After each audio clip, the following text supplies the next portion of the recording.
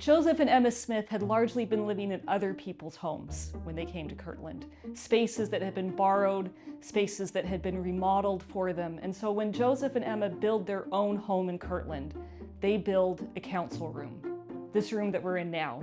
And this idea is that Joseph Smith needs a place to meet together with other members of the church, where Emma can be working and entertaining family, entertaining other people.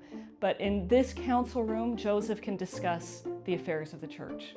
He can bring in apostles, he can set them apart, he can talk through revelations as they are being received, and really figure out what the next steps are. So here in his council room, in his home in Kirtland, Ohio, Joseph Smith is planning and helping lead the church in innovative new ways almost every day. This week in our Come Follow Me study, we're in section 107 of the Doctrine and Covenants. This is a compilation of material that was received over time. That earliest portion of the Revelation, verses 60 through 100, were received in November of 1831. At that time, most church meetings were conferences, opportunities for church leaders to give long sermons. These meetings had very little interaction between church leaders and members. In this revelation, received in November of 1831, Joseph Smith was directed to change to a council model.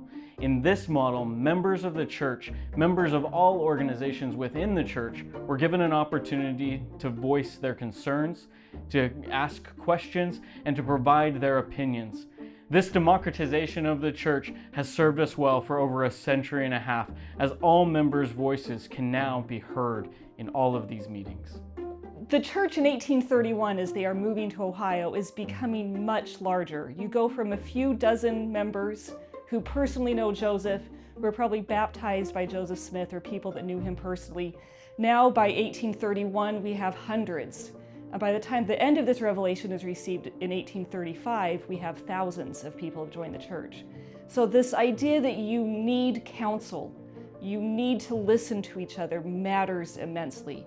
So you can imagine, here we are in Kirtland, Ohio, thousands of members of the church are joining, and they are looking now for new ways to organize, new ways to expand, and take this idea of priesthood leadership, priesthood quorums, and other quorums and councils in the church as they're now expanding missionary work, and as the Quorum of the 12 is now going out to the east to preach more and to find new members of the church and form new branches.